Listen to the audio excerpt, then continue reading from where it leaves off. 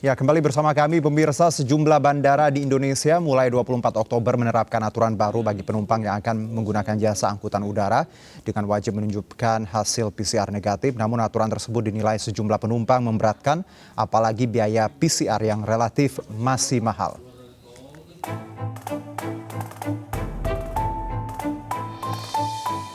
Penerapan aturan baru wajib menunjukkan hasil swab PCR negatif bagi penumpang pesawat di sejumlah bandara ternyata menuai polemik. Di Bandara Internasional Juanda, Surabaya misal, sebagian penumpang mengeluhkan penggunaan surat hasil swab PCR untuk syarat terbang. Salah satu alasan utamanya adalah masih mahalnya harga tes swab PCR sehingga cukup memberatkan calon penumpang yang akan menggunakan jasa transportasi udara. Domisili Malang. Mau ke? Jakarta. Memberatkan sebenarnya. Pengennya tetap antigen juga? Iya. Tidak hanya di Bandara Internasional Juanda, Surabaya, peraturan baru hasil PCR negatif juga dikeluhkan sejumlah traveler yang baru tiba di Bandara Yogyakarta International Airport, Kabupaten Kulon Progo, Yogyakarta. Selain mahal, aturan tersebut dinilai tidak adil karena transportasi darat tidak diterapkan peraturan serupa. Terus misalnya di kereta juga udah nggak harus PCR kan, tapi cuman pesawat itu harus PCR dan itu biayanya masih lumayan mahal. Ya. Sementara itu, hari pertama pemberlakuan wajib PCR di Bandara Soekarno-Hatta, Tangerang minggu kemarin terjadi penurunan penumpang dibanding pada hari sebelumnya. Bahkan, berdasarkan data dari petugas validasi, terdapat 7 orang penumpang gagal terbang dikarenakan masih menggunakan antigen dan belum mengetahui informasi perubahan penerapan wajib PCR tes. Ya, terhitung mulai 24 Oktober 2021, pemerintah mulai menerapkan aturan baru di mana penumpang wajib menyertakan hasil tes PCR negatif selain menyertakan sertifikat vaksin minimal dosis pertama. Pemberlakuan aturan baru ini untuk mencegah munculnya klaster baru penyebaran COVID-19 di tengah pelonggaran aturan PPKM yang diterapkan pemerintah. Tim Liputan A-News melaporkan. Sementara itu, Putih Sati berpendapat soal kebijakan mewajibkan tes PCR bagi penumpang pesawat. Sebelumnya, syarat perjalanan udara cukup hasil tes rapid antigen untuk wilayah Jawa Bali dan kewajiban PCR hanya untuk penumpang yang baru menerima vaksin dosis pertama. Politisi Partai Gerindra itu juga menyampaikan konfirmasi angka kejadian COVID yang menurun merupakan cerminan dari kedisiplinan masyarakat mentaati prokes dan partisipasinya menyukseskan program vaksinasi. Dan menurut anggota Komisi 9 DPR lainnya Nur Dalifa, ini kebijakan yang cukup aneh. Percuma masyarakat diajak mensukseskan vaksinasi, tapi kenyataan di lapangan masyarakat masih dibebani dengan tes PCR. Ya, anggota Komisi 9 DPR RI Nur Nazliva mempertanyakan keputusan pemerintah mewajibkan pelaku perjalanan domestik atau penumpang pesawat udara untuk menyertakan hasil pemeriksaan PCR. Pemerintah seharusnya membuat kebijakan yang tidak bertolak belakang dan menimbulkan spekulasi publik mengenai hal ini. Dr. Tirta menanggapi kebijakan pemerintah terkait syarat wajib tes PCR bagi calon penumpang pada pesawat. Dr. Tirta mengungkapkan aturan tes PCR sebagai syarat wajib bagi calon penumpang pesawat seperti pedang bermata dua.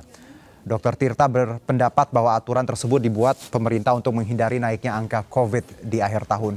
Harga PCR yang berbeda-beda akan menimbulkan protes bagi pengguna transportasi pesawat yang akhirnya akan berdampak buruk bagi bisnis pariwisata dan penerbangan. Selain itu, Dr. Tirta juga menyinggung soal longgarnya aturan berpergian dengan menggunakan transportasi darat. Baik, kebijakan ini dinilai memberatkan masyarakat dan tadi kita juga sudah simak beberapa pendapat dari para tokoh terkait hal ini. Dan untuk membahas mengenai hal yang sama, kita terhubung dengan Kabid Kesehatan DPP Partai Nasdem. Ada Ibu Oki Asokawati. Selamat sore, Ibu Oki, apa kabar? Alhamdulillah baik Mas Juno, semoga sehat-sehat ya Mas Juno. Alhamdulillah, sebelumnya terima kasih Bu Oki sudah mau berbincang terlebih dahulu dengan kami. Kalau kita bicara mengenai aturan baru ini, Ibu Oki nampaknya punya pendapat juga ya, serupa atau seperti apa Bu Oki?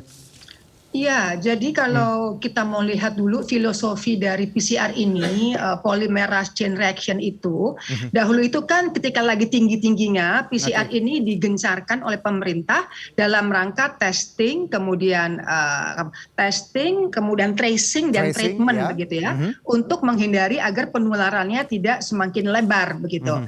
Dan saya lihat bahwa PCR ini, metode PCR ini saat itu mungkin hanya Provinsi DKI saja yang melakukan melakukannya secara baik. Provinsi lain saya rasa saya tidak mendengar bagaimana 3T itu bisa dilaksanakan. Dan alhamdulillah dengan gerakan vaksinasi yang demikian masifnya dari pemerintah kita, maka kurva dari penyebaran virus COVID-19 itu bisa melandai. Nah, sekarang yang menjadi pertanyaan adalah ketika kurvanya sudah melandai, kenapa kemudian harus dilakukan PCR untuk terbang, begitu? Sementara kalau misalnya untuk terbang saja dilakukan PCR, bagaimana dengan moda darat? Dan ini catatan dari saya, Mas Juno, bahwa berdasarkan data dari Masyarakat Transportasi Indonesia, itu tahun 2020 dari 1,2 miliar pelaku perjalanan dengan pesawat, itu kasusnya ditemukan hanya 44 kasus. Artinya dari 27 juta pelaku yang menggunakan transportasi udara itu hanya ada 1 kasus, begitu. Jadi sebenarnya kalau mau dijadikan syarat untuk menaik pesawat, menurut hemat saya PCR ini kita bisa katakan tidak tepat karena ternyata memang daya tularnya itu paling rendah justru di antara akomodasi dengan transport yang lain, entah itu darat misalnya atau laut misalnya. Nah, tapi kalau misalnya kita lihat katakanlah pemerintah menjaga supaya nanti pas waktu liburan bulan Desember kemudian penyebaran virus itu tidak kemudian menjadi melonjak lagi, maka sebagai upaya untuk protektif begitu ya, proteksi, maka dilakukan PCR. Oke, kita bisa mengakui bahwa PCR itu memang lebih akurat daripada tes-tes yang lain begitu. Namun seperti kita tadi dengar bagaimana curahan masyarakat itu bahwa harganya itu masih relatif sangat mahal. Dan tidak semua negara tidak semua kota-kota di Indonesia ini punya lab yang bisa membuat PCR. Seperti misalnya saya dengar juga ketika itu ada seseorang yang mau terbang dari salah satu pulau di timur, mau terbang, PCR-nya itu nggak ada gitu lab di situ, sehingga dia tidak bisa terbang. Jadi menurut hemat saya, kalau misalnya PCR ini mau dipaksakan tanda kutip untuk diberlakukan, mungkin harganya yang bisa ditekan. Iya, seperti misalnya antigen, sekarang swab antigen ini kan alhamdulillah harganya sekarang bisa di bawah 100.000 begitu. Saya rasa PCR harusnya juga entah bagaimana dengan subsidinya pemerintah, bahkan di luar negeri PCR ini sudah gratis. Seperti kemarin teman saya ke Eropa, ke London katakanlah, kita sebutnya seperti itu, dia datang sampai di London, kemudian suruh isoman aja, nggak usah kemana 8 hari, hari kedua sama hari ke-6 diminta PCR itu boleh milih, mau orangnya datang atau ke klinik yang dituju, itu pun juga gratis. Artinya berbicara mengenai proteksi, berbicara mengenai PCR itu adalah sesuatu yang sifatnya adalah proteksi dan prokes begitu. Nah, berbicara mengenai proteksi itu ada kebutuhan semua lapisan masyarakat. Karena itu sudah merupakan suatu kebutuhan dari semua lapisan masyarakat supaya kurva yang tadi sudah melandai ini tidak meningkat lagi. Mungkin harusnya program ataupun PCR ini itu bisa dilakukan dimanapun oleh semua lapisan masyarakat. Yang mana artinya adalah harganya yang harus dipangkas kalau memang pemerintah mempunyai kebijakan untuk melakukan proteksi. Bicara mengenai harga PCR yang mahal, dari data yang kita dapat memang karena alat PCR ini kan masih impor, Bu. Dan dari BPS sendiri saya ada catatan nih, dari Januari hingga Juni 2021 impor ini senilai 5,1 triliun. Jadi memang harganya tadi karena alatnya impor jadi harganya nggak mungkin bisa ditekan. Ada solusi nggak terkait ini, Bu, menurut Anda? Iya, memang menurut hemat saya, let's say kita katakan bahwa memang PCR yang paling akurat begitu ya. Karena gold standar kan? Iya, karena dia, tapi maksud saya harusnya pemerintah melakukan upaya-upaya, entah itu subsidi. Kalau misalnya katakanlah antigen, sekarang bisa sampai di bawah 100.000, artinya kan segala sesuatu tuh bisa diupayakan begitu. Mungkin sekarang margin daripada pihak-pihak yang melakukan hal itu diminta jangan melakukan komersialisasi untuk pelayanan kesehatan.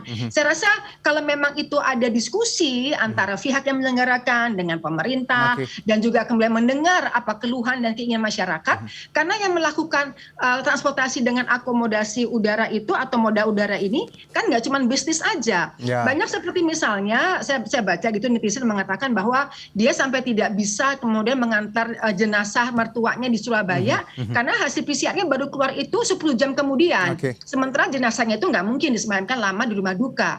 Artinya memang keluhan-keluhan ataupun suara-suara dari masyarakat ini menurut hemat saya saya perlu didengar dan dikaji ulang, karena baik DPR gitu juga sudah bersuara mengenai agar dipangkasnya biaya mengenai PCR ini. Oke, jadi ada beberapa item yang bisa kita simpulkan dari pembicaraan kita bahwa harga, fasilitas lab dan juga tadi penularan ternyata di pesawat cukup rendah ya Bu dengan data yang kita sebutkan tadi di awal. Betul, karena di pusat ada HEPA kan Mas Juno? Oh ya HEPA filter betul sekali. Nah kalau bicara mengenai alasan pemerintah sendiri Bu, karena ini memberlakukan ini karena untuk kuota pesawat sendiri sudah 100%, otomatis tidak ada social distancing dan juga jaga jarak. Itu kenapa PCR jadi gold standar, tidak antigen lagi. Anda menilai alasan ini?